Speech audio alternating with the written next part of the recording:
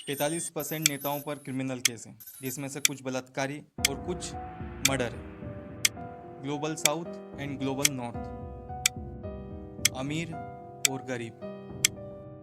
नमस्कार, मेरा नाम दीपक है और हम बात करने वाले हैं देश की, जो हमारा है। पृथ्वी पर इंसानों की 3 प्रजातियां निवास करती हैं। पहला गरीब, दूसरा अमीर और तीसरी प्रजाति है पॉलिटिशियन यानी नेता की।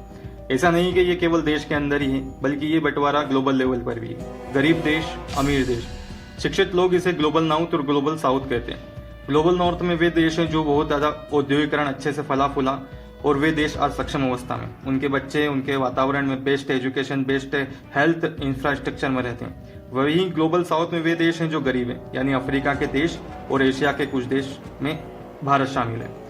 विश्व में यदि जनसंख्या की बात करें तो भारत चीन के बाद दूसरे स्थान पर है। वहीं यदि हमारे पास लैंड की बात करें तो हम 7वें स्थान पर हैं। तो सवाल यह है कि भारत गरीब क्यों है? यदि देखा जाए तो भारत एक्चुअल में गरीब नहीं है, बल्कि हमारे देश के अंदर कुछ लोग हैं जो चाहते ही नहीं कि हम उभरे।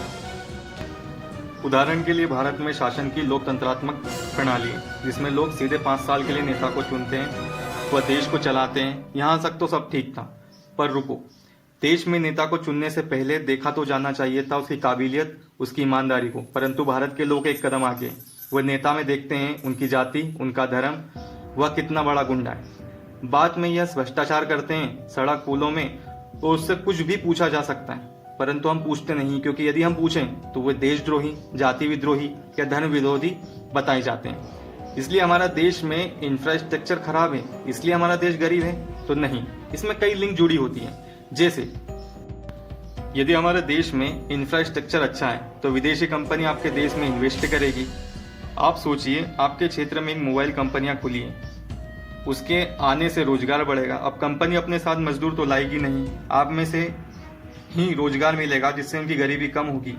और होटल, रेस्टोरेंट ये कई आसपास उसके खुलेंगे, जिससे लोगों को रोजगार मिलेगा और गरीबी कम होगी। अगर व्यक्ति की गरीबी कम होगी तो इनसे देश की गरीबी भी कम होगी। आपको जानकर हैरानी होगी कि भारत के 45% यानी 543 में से 251 लोग जो सांसद हैं, उनके ऊपर गंभीर क्रिमिनल केस हैं। ऐसे वैसे छोटे केस नहीं, बल्कि मर्डर, किडनैपिंग, हवाला, बलात्कार जैसे बड़े बड़े केस हैं। और कुछ तो अनपढ़ हैं। अगर हम त्रिपुरा के विधानसभा की बात करें तो वहां पर एक नेता पोर्न देखता हुआ पकड़ा गया।